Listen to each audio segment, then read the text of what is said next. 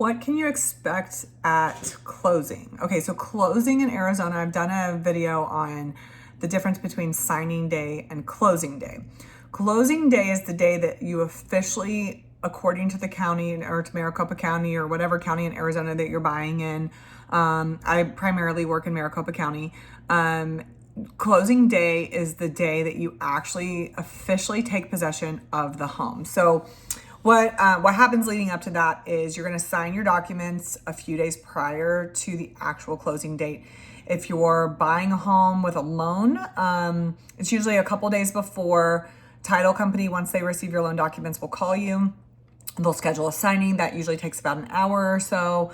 It's a huge stack of documents, so kind of get ready. You'll have to take your ID with you because there's some documents in there that have to be notarized. And then after you've signed all your documents, then those get sent back to the lender, the title company and the lender, make sure that they have everything that they need to fully close out the file. Once we get the clear to close, then they send the wire transfer to fund the loan. That wire transfer usually is sent out the morning of closing. And so once the wire transfer is received to the title company, they'll reach out to myself and the cross agent, and they'll say, "Are we clear to close? Is everybody ready to close?" Typically, if I haven't already given them that clear to close, I typically usually jump the gun on it and tell them after we do the final walkthrough.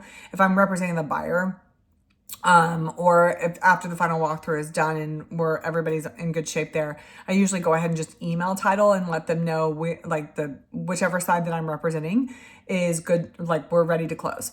So what happens is usually the morning of the lender initiates the wire transfer to fund your loan. So after you've given the title company the balance of the money that you owe, so they'll tell you based on your down payment and your closing costs, you need to come to title with a cashier's check, or you need to give us proof of wire transfer. So a lot of it happens wire transfer now.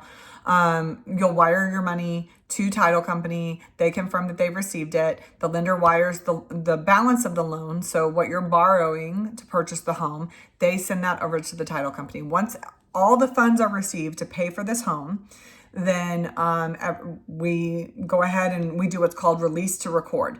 So the title company at this point releases it to the county recorder's office. The county recorder's office lets us know once it's officially been recorded. It usually takes an hour, maybe two, depending on the time, like if it's end of month or if it's a Monday or a Friday, which I try to avoid all of those scenarios. I usually try to close on a Tuesday, Wednesday, Thursday.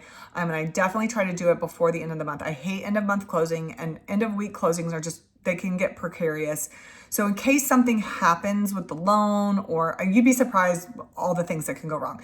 So we try to make sure it's a Tuesday, Wednesday, or Thursday, just to make sure that if something goes wrong, we have some time the rest of the week to make sure that you close prior to going into the weekend, so that you can take possession of the property. The seller has already moved out. If you're the buyer, you're taking possession. If you're the seller, gives you some time to move out the weekend before, so that everything is done. Everybody's ready to go ahead and pass the home on to the next person.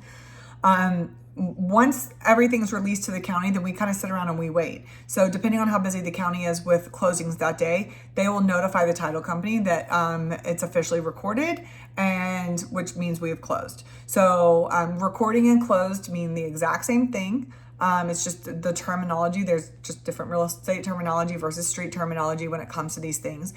Title company notifies me and the other agent that we've officially closed. And at that point, if I'm representing you on the buy side, you get your keys at that point. If I'm representing you on the seller side, depending on what time of day I'm calling, just to say congratulations, we've closed on the home that you have sold, and you're no longer the homeowner of that particular property.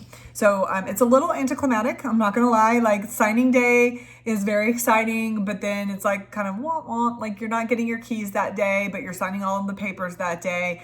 And then a couple days later, you actually officially either purchase or sell the home, depending on who you are in relation to me and how I've guided you through the process.